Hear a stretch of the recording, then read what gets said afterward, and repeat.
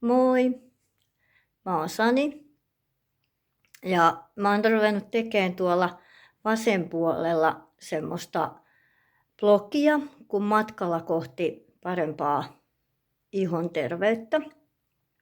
Ja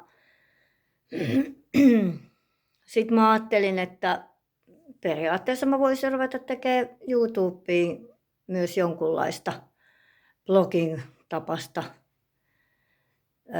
juttua.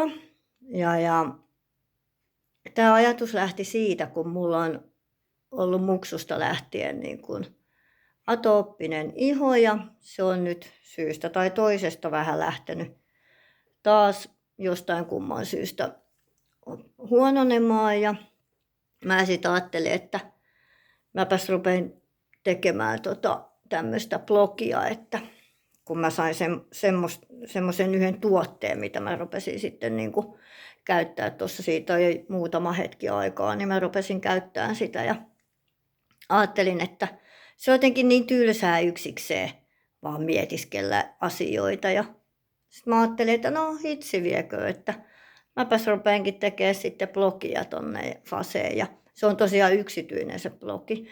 Mutta mä ajattelin sitten, että jos tänne YouTubeen laittaisi sitten tämmöisen kanavan, mihinkä pääsisi sitten kaikki katselemaan ja ihmettelemään mun touhuja ja miten mä saan tämän ihon prosessin paranemisprosessin niin kuin käyntiin.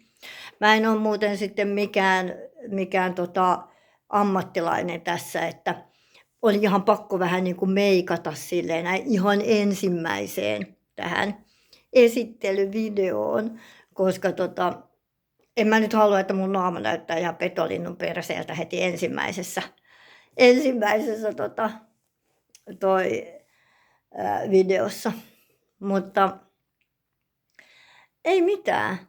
Ajattelin, että jos kiinnostaa, niin tervetuloa kuuntelemaan ja katselemaan ja mä laittelen kuvia ja välillä aina postailen tuntemuksia ja tälleen näin tänne näin, niin ei muuta kuin tervetulemas ja jos kiinnostaa ja saa laittaa kommenttia ja tälleen näin ja kysymyksiä ja mikä sitten niinku tai mitä niinku herää tässä niinku matkan varrella, että ei tää ole mikään tämmönen todellakaan, tää on niinku ihan tämmönen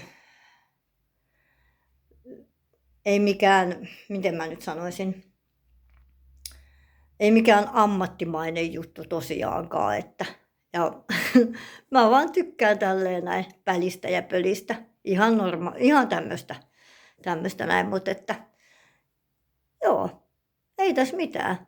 Ei muuta kuin katsellaan ja kuulemisia ja ihmetellään, kuinka tässä homma etenee. Moikka!